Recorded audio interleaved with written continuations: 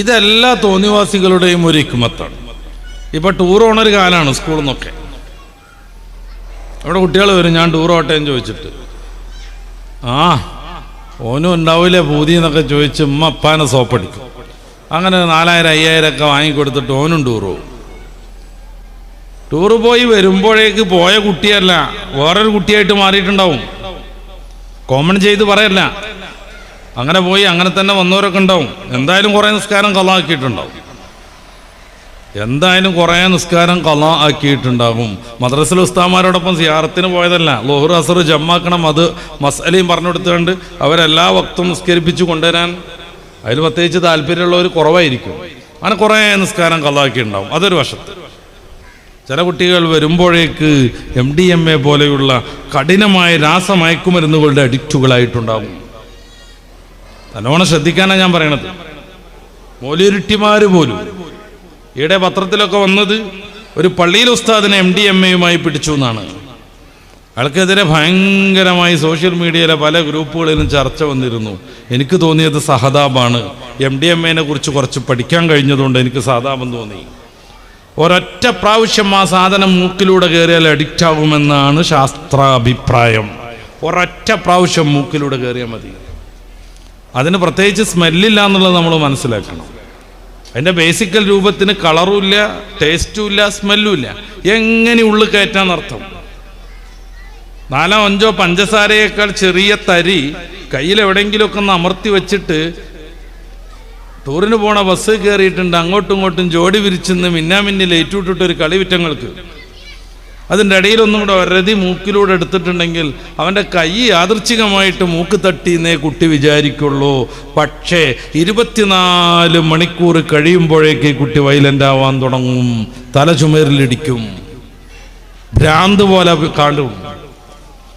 ഈ സാധനം പിന്നെ കിട്ടിയിട്ടില്ല എന്നുണ്ടെങ്കിൽ ആ കുട്ടി തലയിടിച്ചിട്ട് ചുമരിൽ ഇടിച്ച് തല പൊട്ടിക്കും. കൃത്യമാ നേരം നോക്കി ആദ്യം തേച്ചെടുത്തോൻ വിളിക്കും, ഒന്ന് പുറത്തു പോകല്ലേന്ന് വെച്ചിട്ട്. പുറത്തു പോകണം, എനിക്ക് തല വരുത്തിട്ട് വയ്യാന്നറിയാം. അതിന് മാർഗമുണ്ടെന്നും പറഞ്ഞ് ഒരു വട്ടം കൂടിയും കൊടുക്കും. 2-3 ദിവസം സൗജന്യമായിട്ട് ഇത് കിട്ടുമ്പോഴേക്ക് ആ സാധനം ഇല്ലാതെ ബാലൻസ് കീപ്പ് ചെയ്യാൻ കഴിയില്ല കുട്ടിക്ക്, ആടിക്കൊണ്ടിരിക്കും.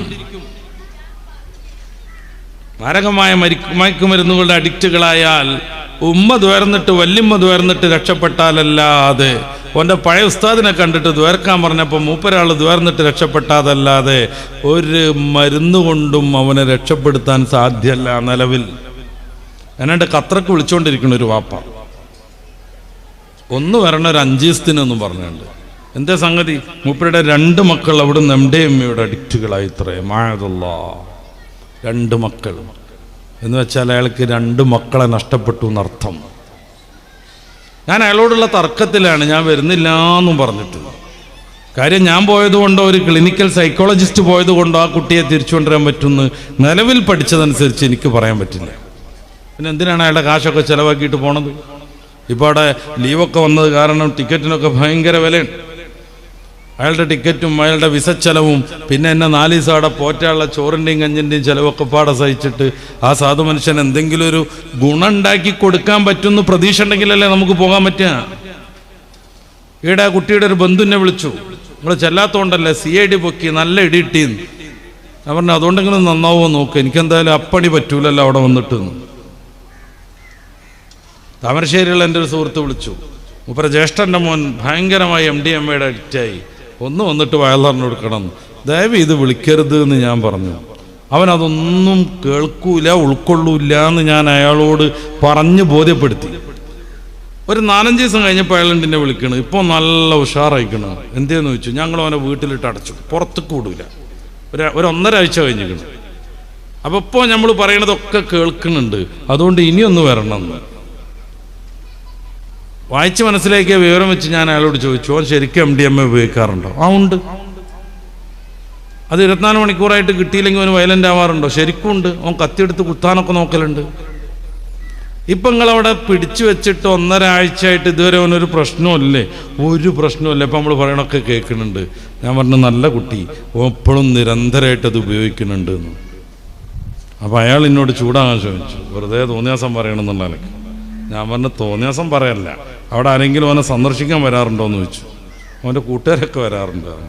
എന്നാലേ അവരൊന്ന് വീക്ഷിച്ചാൽ മതി, എന്താ അപ്പം സൈലൻ്റ് ആയതെന്ന് മനസ്സിലാവുന്നു. 2 ദിവസം കഴിഞ്ഞപ്പോൾ എന്നെ വിളിക്കുന്നുണ്ട്. അവൻ്റെ ഒരു കൂട്ടുകാരൻ്റെ പേരും പറഞ്ഞിട്ട്, അവൻ എന്നും വരും, എല്ലാ ദിവസവും അവൻ MDMA കൊടുക്കും, അങ്ങനെ അവൻ ഞങ്ങളെ പറ്റിക്കായിരുന്നു എന്നും പറഞ്ഞാണ്ട്. ഒരൊറ്റ ടൂറ് കൊണ്ട് നമ്മുടെ കുട്ടി നമ്മിൽ നിന്ന് നഷ്ടപ്പെടുന്നു. ഇതിലൊരു തർക്കമില്ല കേട്ടോ. സ്കൂളിൽ യൂത്ത് ഫെസ്റ്റിവലുകൾ നടക്കും, വിവിധ പരിപാടികൾ നടക്കും, സംഘടനക്കാരുടെ ഗാനമേളകളൊക്കെ നടക്കും. ഗാനമേളൊക്കെ വിജയിച്ചു എന്ന് തീരുമാനമാവണമെന്നുണ്ടെങ്കിൽ അവിടെ ട്യൂബ് അടിച്ചു പൊട്ടിക്കണം, കസാര കൊണ്ട് ഏറ് നടക്കണം, എന്നെങ്കിലേ ഗാനമേളൊക്കെ ഒന്നിട്ട് നടന്നു എന്ന് തോന്നുള്ളൂ. അല്ലെങ്കിൽ ഗാനമേളക്ക് ഒരു മായനുണ്ടാവില്ല. ഇതിനിടയിൽ കുറേ കുട്ടികൾ മയക്കുമരുന്നിൻ്റെ അഡിക്റ്റുകളാവും.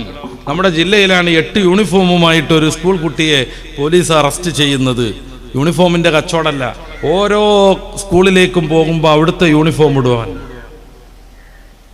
എന്നിട്ട് അവിടെ പോയിട്ട് ഈ സാധനങ്ങളൊക്കെ വിതരണം ചെയ്യും. അടുത്ത സ്കൂളിൽ ചെല്ലും, അവിടുത്തെ യൂണിഫോം ഇടും, അല്ലെങ്കിൽ അവൻ പിടിക്കപ്പെടും. അധ്യാപകർക്ക് പരിമിതിയുണ്ട്, മദ്രസ ഉസ്താദുമാർക്ക് വലിയ പരിമിതിയുണ്ട്. കുട്ടികളെ രൂക്ഷമായി 10-12 സെക്കൻഡ് നോക്കുന്നത് പോലും പോക്സോ വകുപ്പപ്പെടും. ഏതെങ്കിലും ഒരു കുട്ടി 1098 ഫോൺ വിളിച്ചിട്ടുണ്ടെങ്കിൽ ആ അധ്യാപകൻ ചിലപ്പോൾ 60 കൊല്ലത്തിന് ജയിലിലാകും. 60 കൊല്ലോ 120 കൊല്ലോ ജയിലിലാവണതല്ല പ്രശ്നം. പേപ്പറിലൊക്കെ വരെ പീഡനം അറസ്റ്റ് ചെയ്യപ്പെട്ടു എന്നാണ്. അദ്ദേഹം നടത്തിയ പീഡനം എന്തായിരിക്കും? മോനെ മയക്കുമരുന്ന് ഉപയോഗിക്കരുത് എന്ന് ഒരു ഉപദേശം കൊടുത്തതായിരിക്കും. അത് മാനസിക പീഡനമാണ്. പക്ഷെ പുറത്തു വരെ പീഡനം എന്നായിരിക്കും. അതോടുകൂടെ വൃത്തികെട്ട കമൻറ്റുകൾ കൊണ്ട് ആ അധ്യാപകൻ്റെ കുടുംബത്തെ തന്നെ നശിപ്പിച്ച് കളയും. കഴിഞ്ഞ റമദാനിലാണ് 3 വയസ്സായ മദ്രസ ഉസ്താദുമാർ അറസ്റ്റിലായത്. അതിലൊന്ന് സയ്യിദ് കൂടെയായിരുന്നു. പീഡനം എന്ന് പറഞ്ഞിട്ട് പേപ്പറിലൊക്കെ വെണ്ടയ്ക്കായിട്ട് വന്നു. ആ പാവപ്പെട്ടവരെ എത്രയാൾ പരിഹസിച്ചു, എത്രയാൾ തോന്നിവാസം പറഞ്ഞു. വയസ്സുകാലത്തായിട്ടും കാക്കാമാരുടെ ഒരു ആക്രാന്തം എന്നൊക്കെ എത്രയാൾ കമൻ്റ് ചെയ്തു. സംഭവിച്ചെന്തായിരുന്നു? ഒരു വൃത്തികെട്ട വിദേഹത്തുകാരി ടീച്ചർ ഈ കുട്ടികൾ സ്കൂളിൽ പോകുന്ന അവിടെ വെച്ചിട്ട് ഈ കുട്ടികളെ കൊണ്ട് ഉസ്താദുമാരിങ്ങളൊന്നും കാട്ടിയിട്ടില്ല എന്ന് പറഞ്ഞ് ഒരു ഉസ്താദ് നുള്ളിയിട്ടുണ്ട്, ഒരു ഉസ്താദ് തല്ലിയിട്ടുണ്ട്, ഒരു ഉസ്താദ് പുറത്താക്കിയിട്ടുണ്ട് എന്നൊക്കെ പറയിപ്പിച്ചതാണ് ഈ കുട്ടികളെ കൊണ്ട്. ഇതാണ് ഈ പീഡനം. ശരിക്കും വേണ്ടത് അവളത് ഹെഡ്മാഷിക്ക് റിപ്പോർട്ട് കൊടുക്കുകയാണ്. അവൾ അതല്ല ചെയ്തത്. അവളുടെ ഭർത്താവാകുന്ന മൗലവിക്ക് വിളിച്ചു. മൗലവി അയാളുടെ കൂട്ടുകാരൻ പോലീസുകാരനെ വിളിച്ചു. പോലീസുകാർ വന്ന് കൊണ്ടുപോയിട്ടാണ് ഈ പാവപ്പെട്ട മനുഷ്യന്മാരറിയണത് ഒരു പീഡിപ്പിച്ചിട്ടാണ് അറസ്റ്റിലായതെന്ന്. ഒരു പീഡിപ്പിച്ചിട്ടാണ് അറസ്റ്റിലായതെന്ന് അവരറിയണത് പോലും, അവരുടെ കുടുംബം അറിയണത് പോലും പേപ്പറിൽ പീഡനം എന്നും പറഞ്ഞിട്ട് റിപ്പോർട്ട് വരുമ്പോഴായിരിക്കും.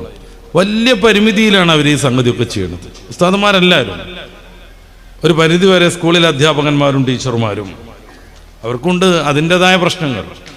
പിന്നെ കുട്ടികളെ നന്നായിരിക്കണം എന്നൊരു നിയമമൊന്നും ഇല്ലാത്തത് കൊണ്ടും പോഷൻ തീർത്തങ്ങനെ പോയാൽ കൃത്യമായി ശമ്പളം ബാങ്കിൽ വരുന്നതുകൊണ്ടും അതിൽ കുറേ ആളുകൾക്കൊക്കെ ഇഖ്ലാസ് ഉണ്ടാവില്ല. അവരുടെ മാത്രം കുറ്റമല്ല അത്. കാരണം ഇഖ്ലാസ് കാട്ടാൻ നിന്നാൽ ജോലി പോകും, ജയിലിലാവും.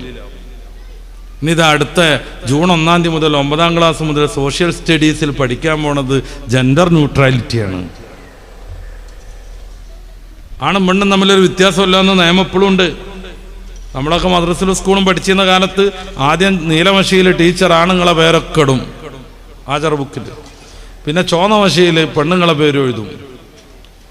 ഇപ്പം അങ്ങനെ ചെയ്തിട്ടുണ്ടെങ്കിൽ ടീച്ചറെ പോലീസ് അറസ്റ്റ് ചെയ്യും. ആൽഫാബറ്റിക് ഓർഡർ അനുസരിച്ച് എഴുതണം. അപ്പം ആതിര 1ാമത് വരും, അഹമ്മദ് 2ാമത് വരും, ബുഷറ 3ാമത് വരും, കൂര്യൻ 4ാമത് വരും. അങ്ങനെ കൃത്യമായിട്ട് ABCD അനുസരിച്ച് അങ്ങനെ എഴുതണം. ആണ് വേറെ പെണ്ണ് വേറെ എന്നുള്ള പരിപാടിയില്ല. ഇരിക്കേണ്ടത് പോലും മിങ്കിളായിട്ടാണ്. പക്ഷെ നമ്മളൊക്കെ ഇടക്കിടക്ക് ബഹളം വെക്കണോണ്ടും അതിനോത്രട് സമൂഹം പാകപ്പെടാത്തതുകൊണ്ടും തൽക്കാലം ഒരു അതിൽ നിർബന്ധം പിടിക്കണില്ല. ആണാണോ പെണ്ണാണോ എന്ന് 17-18 വയസ്സായിട്ട് കുട്ടി തീരുമാനിക്കാൻ പറ്റൂല. കുട്ടി തീരുമാനിക്കാൻ പറ്റൂല. MBBS കഴിഞ്ഞിട്ട് MD കഴിഞ്ഞിട്ട് ഗൈനക്കോളജിസ്റ്റായി വന്ന ഒരു ഡോക്ടർ ലേബർ റൂമിൻ്റെ വാതിലും തുറന്നിട്ട് അവരിങ്ങനെ ചിരിച്ചുകൊണ്ട് പറയും, എവിടെ ഫാത്തിമാൻ്റെ ആളുകൾ? ഓടി ചെല്ലും, ഭർത്താവും വാപ്പി എല്ലാവരും കൂടി. എന്തേന്ന് ചോദിച്ചിട്ട്, കുഴപ്പമൊന്നുമില്ല, ഫാത്തിമ പ്രസവിച്ചിട്ടുണ്ട്, സുഖപ്രസവമാണ്, പെൺകുട്ടി എന്ന് പറയും. എങ്ങനെയാണ് ഈ ഡോക്ടർക്ക് ഇത് പെൺകുട്ടിയെന്ന് മനസ്സിലായത്? എൻ്റെ മുമ്പിലുള്ള കാരണവന്മാർക്ക് വയസ്സായവന്മാരൊക്കെ ഉണ്ടാവും, എത്തപ്പത് മനസ്സിലാകാൻ അത്ര വലിയ പണിയെന്ന് വിചാരിക്കണവര്. ഇനി അങ്ങനെ മനസ്സിലാകാൻ പാടില്ല എന്നാണ്. മൂത്രമൊഴിക്കണ ഓർഗം കണ്ടിട്ട് ഇനി ആണാ പെണ്ണാ തീരുമാനിക്കാൻ പാടില്ല. അതുകൊണ്ട് സെക്സേ തീരുമാനമാവുള്ളൂ, ജെൻഡർ തീരുമാനിക്കാൻ പറ്റൂല. ഏത് ലിംഗം എന്നുള്ളത് തീരുമാനിക്കാൻ പറ്റൂല. പുരുഷനാണോ പെണ്ണാണോ എന്നുള്ളത് തീരുമാനിക്കാൻ പറ്റൂല. അതിനി എന്ത് വേണം? കുട്ടികൾ ചിന്തിച്ച് പക്വതൊക്കെ ആയിട്ട് ഓരോരുത്തർ തീരുമാനിക്കണം. അപ്പോഴേക്ക് താടിയൊക്കെ ഒന്നുണ്ടാവും, മീശൊക്കെ ഒന്നുണ്ടാവും, എന്നാലും ആ കുട്ടിക്ക് തീരുമാനിക്കാം അവൻ പെണ്ണാണെന്ന്. അല്ലെങ്കിൽ ആണാണെന്ന് പെണ്ണായിട്ട് വളർന്നൊരു കുട്ടിക്ക് തീരുമാനിക്കാം. ഡ്രസ് കോഡിൽ വ്യത്യാസം പാടില്ല. രണ്ടുപേർക്കും ട്രൗസർ ഇടാം, രണ്ടുപേർക്കും ഒരേ പാൻസ് ഇടാം. ബാലുശ്ശേരി സ്കൂളിലൊക്കെ നടത്താൻ തുടങ്ങിയത് അതായിരുന്നു, യൂണിഫോം ഈക്വാലിറ്റി. രണ്ടാളും പാൻറ് ഇടുക, രണ്ടാളും കുപ്പായ ഇടുക.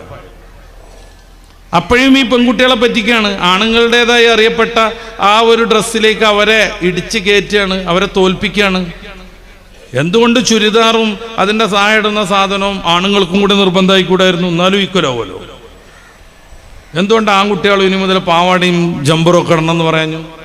അപ്പോഴും ഈക്വലാവുമല്ലോ. ഈ പെൺകുട്ടികളെ പിന്നെയും പറ്റിക്കുകയാണ്, ആണുങ്ങളുടെ ഡ്രസ്സ് ഇടണമെന്ന് പറഞ്ഞിട്ട് ഇങ്ങോട്ട് നിർബന്ധിപ്പിച്ചാക്കുകയാണ്. അവരെഴുതുകയാണ്, കേരളത്തിലെ ചെറുപ്പക്കാർ ഈ ഹെറ്ററോനോർമാറ്റീവ് എന്ന് പറയുന്ന ജീവിത രീതി, എന്ന് വെച്ചാൽ ആണായി വന്ന് ആണായി വളർന്ന് പെണ്ണായി ജനിച്ച് പെണ്ണായി വളർന്ന ഈ ഒരു ജീവിത രീതി കൊണ്ട് ഭയങ്കരമായി പ്രയാസപ്പെട്ട് ടെൻഷൻ അടിച്ച് നിൽക്കുകയാണ്. അവരതിൽ നിന്ന് മാറ്റിയിട്ട് ക്യൂർ ജീവിത രീതിയിലേക്ക് കൊണ്ടുപോകാനുള്ള ആദ്യത്തെ പടിയാണിത്. വിസ്തരിച്ച് പറയേണ്ടതാണ്, എനിക്ക് സമയത്തിന് പരിമിതിയുണ്ട്. എന്ന് വെച്ചാൽ ആണായിട്ടും പെണ്ണായിട്ടും വളരുന്നത് കൊണ്ട് വലിയ പ്രശ്നമുണ്ട്. കാരണം കല്യാണം കഴിക്കണം, പിന്നെ കുട്ടികളെ നോക്കണം, രോഗം വന്നാൽ ചികിത്സിക്കണം, ചെലവുണ്ടാക്കണം, വീടുണ്ടാക്കണം, അങ്ങനെ കുറേ പരിപാടിയില്ലേ. അത് വിചാരിച്ച് വിഷമിച്ച് നിൽക്കുന്ന കേരളത്തിലെ യുവസമൂഹത്തെ അതിൽ നിന്ന് മാറ്റിയിട്ട് തോന്നിയാസ ജീവിതം, ക്യൂർ എന്ന് പറഞ്ഞാൽ തന്നെ വിചിത്രം എന്നാണ് അതിൻ്റെ അർത്ഥം. വിചിത്ര ജീവിതത്തിലേക്ക് കൊണ്ടുവരാനുള്ള ഒന്നാമത്തെ സ്റ്റെപ്പാണിത് എന്നും പറഞ്ഞിട്ടാണ് യൂണിഫോം ഈക്വാലിറ്റി നടത്തിയത്. അപ്പൊ കുട്ടി ജനിക്കുന്നതോടുകൂടെ ആണാ പെണ്ണാ തീരുമാനിക്കാൻ പറ്റൂല. അത് നിയമം കേരളത്തിൽ ഔദ്യോഗികമായിട്ട് വന്നാൽ വാതിൽ തുറന്നിട്ട് പറയും, എവിടെ ഫാത്തിമാന്റെ ആളുകൾ എന്ന് ചോദിക്കും. അപ്പോൾ ഓടിച്ചെല്ലണ സമയത്ത് ഫാത്തിമ പ്രസവിച്ചു കേട്ടോ എന്ന് പറയും. ഏതാ കുട്ടി അറിയുമ്പോൾ ഷട്ടപ്പ് എന്നറിയും, ഡോക്ടർ മുണ്ടരുത് അറിയും. ഏതാ കുട്ടി? മുണ്ടരുത്. ഇനി എപ്പോഴത് ആണും പെണ്ണും തിരിയാന്നറിയാം നിങ്ങൾ? കുട്ടിക്ക് പ്രായമൊക്കെ ആയിട്ട് കുറച്ച് വലുതായിട്ട് ഓള് തീരുമാനിക്കണം. അതുവരെ ഈ സാധനം ആണാ പെണ്ണാ തീരുമാനിക്കാതെ ന്യൂട്രൽ ഇടണം. ഫസ്റ്റുക്കും സെക്കൻഡുക്കും റിവേഴ്സുക്കും ഒന്നും ഇടരുത്. ഇതിനാണ് ജെൻഡർ ന്യൂട്രാലിറ്റി എന്ന് പറഞ്ഞാൽ. ഈ പുസ്തകമാണ് പഠിപ്പിക്കാൻ പോണത് അടുത്ത ജൂൺ 1 മുതൽ സോഷ്യൽ സ്റ്റഡീസിൽ 9ാം ക്ലാസ്സിൽ. പ്രതിഷേധങ്ങളൊന്നും അവർക്ക് വലിയ വിഷയമൊന്നുമല്ല, കരുതിയത് നടപ്പിലാക്കും. താന്തോന്നികളായൊരു തലമുറയെ സൃഷ്ടിച്ചുകൊണ്ടിരിക്കും. മുത്തല്ലിമായി പോയ കുട്ടി പോലും ഇപ്പോ ഷിഖ എന്നും പറഞ്ഞ് ഇങ്ങനെ ഒരു ട്രാൻസ് വുമണായിട്ട് നടക്കുന്നുണ്ട്. ആ കുട്ടിയുടെ പഴയ പേര് സൽമാനുൽ ഫാരിസ് എന്നാണ്. ദർസിലോതിയ കുട്ടിയാണ്. ഞാൻ നേരത്തെ പറഞ്ഞു, ഇത്തരം തോന്നിയാസങ്ങളിൽ നിന്ന് നമ്മുടെ മക്കളെ സംരക്ഷിക്കാനുള്ള ഏറ്റവും സുതാര്യമായ സാധ്യത മൗലികറ്റികളാക്കുക എന്നാണ്. അവിടെ പോലും ലിബറലിസം കയറി മറിയുന്നു. സൽമാനുൽ ഫാരിസിനെ തട്ടിക്കൊണ്ടുപോകാന്ന് പറഞ്ഞാൽ ഈ മുത്താലിം ജീവിതത്തിൽ നിന്ന് അവനെ പറിച്ചിട്ട് ഇപ്പോൾ വലിയൊരു പെമ്പർന്നോളായിട്ട് മൂപ്പരിങ്ങനെ ഇൻ്റർവ്യൂ നടത്തിക്കൊണ്ടിരിക്കുന്നത്. 10 ഉസ്താദുമാരെത്തുനിന്ന് പഠിച്ചുക്കണമല്ലോ. എന്തോ ഒരു മഹത്വം. സനദൊക്കെ നിങ്ങൾ 10 ആളുടെ സനദാണ് അവന് മുത്തസിലാക്കാൻ പോണത്. എന്നിട്ട് എന്ത് പറ്റി? ഇപ്പോൾ വലിയൊരു പെണ്ണായിട്ട് സാരിയൊക്കെ എടുത്തിട്ട് എല്ലാവരെയും കുറ്റം പറഞ്ഞുകൊണ്ട് അവളുടെ വീഡിയോ കിട്ടും. ഇത് ആകെ അവിടെ നടപ്പിലാവണം എന്നാണ് പറയണത്. ഇതിൻ്റെ ഇടയ്ക്ക് എങ്ങനെ നമ്മുടെ മക്കളെ സംരക്ഷിക്കേണ്ടത് നമുക്ക് ബാധ്യതയല്ലേ? ഇതിൻ്റെയൊക്കെ ഫലമായിട്ട് പെണ്ണ് കെട്ടണത് ആണ് കെട്ടണത് ഇഷ്ടമില്ലാത്ത തലമുറ വളർന്നു വരുന്നു. പ്രത്യേകിച്ച് പെൺകുട്ടികളിൽ വിവാഹത്തിനോടുള്ള താല്പര്യം കുറഞ്ഞു വരുന്നു. നമ്മുടെ സൊസൈറ്റിയിൽ പ്രത്യേകിച്ചും ഓരോ ന്യായം പറഞ്ഞിട്ട് അവർ കല്യാണം മുടക്കിക്കൊണ്ടേയിരിക്കും. എനിക്ക് പഠിക്കണം എന്നറിയും കുറേ കാലം, ഒരറ്റത്തെത്തോളം പഠിപ്പത്തി ഇനി കല്യാണം കഴിക്കാന്ന് പറയുമ്പോൾ വേറെ എന്തെങ്കിലും ഉതിർ പറയും. എനിക്ക് ജോലി കിട്ടണം എന്ന് പറയും. എന്നാൽ ഇവിടെ എവിടെയെങ്കിലും ജോലിക്ക് പോയിക്കോ, അത് പറ്റൂല, എനിക്ക് ഗവൺമെൻറ് ജോലി കിട്ടണം എന്ന് പറയും. അത് കല്യാണം മുടക്കാനുള്ള ഒരു ഉതിറാണ്. ഗവൺമെൻറ് ജോലിയൊക്കെ കിട്ടണമെന്നുണ്ടെങ്കിൽ ഏകദേശം നേരെ തുടങ്ങണം. അതുവരെ മനോരമൻ്റെയും മാതൃഭൂമിൻ്റെയും തൊഴിൽ വാർത്തയും തൊഴിൽ വീതിയിലും വരുന്ന എല്ലാ ഫോമും പൂരിപ്പിച്ച് അയച്ചു കൊടുത്തുകൊണ്ടിരിക്കണം. എന്നിട്ട് ഇൻ്റർവ്യൂ നടക്കണം, PSC പാസ്സാവണം, PSC പാസ്സായിട്ട് ഷോർട്ട് ലിസ്റ്റ് പെടണം, ഷോർട്ട് ലിസ്റ്റ് പെട്ട് 5 കൊല്ലമൊക്കെ കാത്തിരുന്ന ജോലി കിട്ടാൻ സാധ്യതയുണ്ട്. അപ്പോഴേക്കത് നിയമം മാറിയിട്ട് ആ ഷോർട്ട് ലിസ്റ്റൊക്കെ അടക്കണമെന്ന് പറയും. സംഭവം എന്താണ്? കല്യാണത്തിന് താല്പര്യമില്ല, ഓരോ ഉദരണ്ടാക്കുകയാണ്. ഇനി എല്ലാം തരണം ചെയ്ത് ഒരു പുതിയാപ്പിള കാണാൻ വന്നു നിർത്തിക്കോളൂ, 100 കുറ്റം പറഞ്ഞിട്ട് വെറ്റങ്ങൾ അതിനാണ് ശരിയാക്കി വിടും. ഒന്നും പറ്റൂല. ചിലപ്പോൾ ഒരു ചാക്ക് ചിപ്സ് വാങ്ങിക്കുഴങ്ങും രക്ഷിതാവ്. ഇതൊക്കെ കൊടുത്തു തീർത്താലും പെണ്ണിനൊരാണിനെ പറ്റൂല.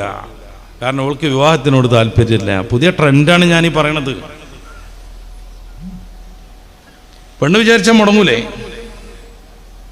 എൻ്റെ ഖുർആൻ ക്ലാസ്സിൽ വരുന്നൊരു സാധു പയ്യൻ, നല്ല ദീനിയാണ്, നല്ല ജോലിയുണ്ട്, അവന് നല്ല വിദ്യാഭ്യാസമുണ്ട്. ഒരു പെണ്ണിനെ കാണാൻ പോയി. പെണ്ണിപ്പം ഇങ്ങോട്ട് ഇൻ്റർവ്യൂ ആണ്, ഭയമായിരുന്നല്ല. പല ഇൻ്റർവ്യൂ കഴിഞ്ഞിട്ട് പെണ്ണ് വെച്ചു, നിങ്ങൾക്ക് ഡ്രൈവിംഗ് അറിയോ? ആ പയ്യൻ പറഞ്ഞു, ഞാൻ സ്കൂട്ടി ഓടിക്കും. അപ്പോൾ പറഞ്ഞു ചിരിച്ചോളൂ, ഒറ്റ ചിരി, ഇത് പൊട്ടിയിട്ട് സ്കൂട്ടി ഓടിക്കുമല്ലോ. ഓനിഞ്ഞിപ്പോൾ അവിടെ കെട്ടാനോ ചായ കുടിക്കാനോ ജിലേബി തിന്നാനോ ചിപ്സ് തിന്നാനോ വല്ല താല്പര്യം ഉണ്ടാവോ? ഇറങ്ങി ഓടി കിട്ടിയാൽ മതിയായിരുന്നു എന്ന് വിചാരിക്കും. ഓരോ കാരണം ഉണ്ടാക്കിയിട്ട് അവർ കല്യാണം മുടക്കുകയാണ്. ഇത് ഞാൻ കുട്ടികളെ കുറ്റപ്പെടുത്താനല്ല പറയണത്, അവരെ പറഞ്ഞു പറ്റിച്ചതാണ്. കല്യാണം എന്ന് പറഞ്ഞിട്ടുണ്ടെങ്കിൽ അതൊരു ഇടങ്ങേറാണ്, വിവാഹം ബന്ധമാണ്, ബന്ധനവുമാണെന്ന് അവരെ പറഞ്ഞു പറ്റിച്ചാണ്. എന്നിട്ട് അടിമയായി ഇങ്ങനെ ഭർത്താവിന് ചായ ഉണ്ടാക്കി കൊടുക്കുക, ഭർത്താവിൻ്റെ ചായപാത്രം കൊണ്ടുപോയി ഇങ്ങനെ പറഞ്ഞ് കയറ്റിയിട്ട് ഇവരെ ഒറ്റയ്ക്ക് ഇങ്ങനെ നടക്കാൻ ശ്രമിക്കുന്നു. സിംഗിളായിട്ട് അവൾക്കൊരു ജോലി കിട്ടുന്നു. ആ ജോലി കിട്ടിക്കഴിഞ്ഞാൽ പിന്നെ ചെയ്യാൻ പോണത് എന്താണ്? മാനേജർക്ക് ചായ ഉണ്ടാക്കി കൊടുക്കണ്, മൂപ്പര വാഴക്കത്തോല് പെറുക്കി കൊണ്ടുവരണ്, അത് കഴുകി വെക്കണ്. അത് സ്വാതന്ത്ര്യത്തിൻ്റെ ലക്ഷണമാണ്. സ്വന്തം ഭർത്താവിനൊരു ഗ്ലാസ് ചായ ഉണ്ടാക്കി കൊടുത്ത പാരതന്ത്രമായിപ്പോയി. ഇങ്ങനെ പറഞ്ഞു പറ്റിച്ചതാണ് ഈറ്റങ്ങളെ. മാന്യമായ ഡ്രസ്സ് ഇട്ടാൽ അത് ഭയങ്കരമായ പ്രശ്നം. ഇപ്പം ചെറുപ്പം മുതൽ പർദ്ദടണ, ഈ നിക്കാബൊക്കെ തൂക്കി നടക്കണ മുസ്ലിം പെൺകുട്ടിക്ക് ആ പർദ്ദ കൊണ്ട് ഒരു ഉപദ്രവം ഉണ്ടായിട്ടില്ല. ഇത് കാണണ കുറേ തുണി വെച്ചിട്ട് നടക്കണ പെണ്ണുങ്ങൾക്ക് ഭയങ്കര ചൂടും പോകും. മീറ്റുകൾ പർദ്ദട്ട അവിടെ ഭയങ്കര ചൂട്, ഓ ചൂടത്ത് ഓ എന്നറിയും. ഇതുവരെ ഇതിട്ട് നടന്നിട്ട് പെൺകുട്ടികൾക്ക് എന്തെങ്കിലും തകരാറുണ്ടായിട്ടുണ്ടോ? ഇല്ലേ, സേഫ് ആയതല്ലേ ആണ്. ഇപ്പോൾ ഓസോൺ പാളിയിലൊക്കെ വലിയ ഓട്ടം വന്നിട്ട് അതിലൂടെ അൾട്രാ വയലറ്റ് രശ്മി ഒന്നിച്ചിറങ്ങുകയാണെന്നാണ്. ആ തട്ടിനോടത്തൊക്കെ തൊലി രോഗങ്ങൾ ഉണ്ടാവുന്നതാണ്, ക്യാൻസർ വരെ ഉണ്ടാവുന്നതാണ്. പെൺകുട്ടികളുടെ ശരീരം ഇത്തിരി മൃദുവാണ്, തോലും അവരുടെ ശരീരഭാഗങ്ങളെല്ലാം. ഈ മൃദുവായ ശരീരഭാഗത്തിൽ അൾട്രാ വയലറ്റ് രശ്മി നേരിട്ട് തട്ടാതിരിക്കാൻ ആകെ മൂടിക്കിടന്നാൽ എന്താ പ്രശ്നം? പക്ഷെ അവർക്കല്ല, ഇത് കാണുന്ന കുറേ ട്രൗസർ മാത്രം ഇട്ട് നടക്കുന്ന പെണ്ണുങ്ങൾക്ക് ഭയങ്കരമായ ചൂടും പുകയും.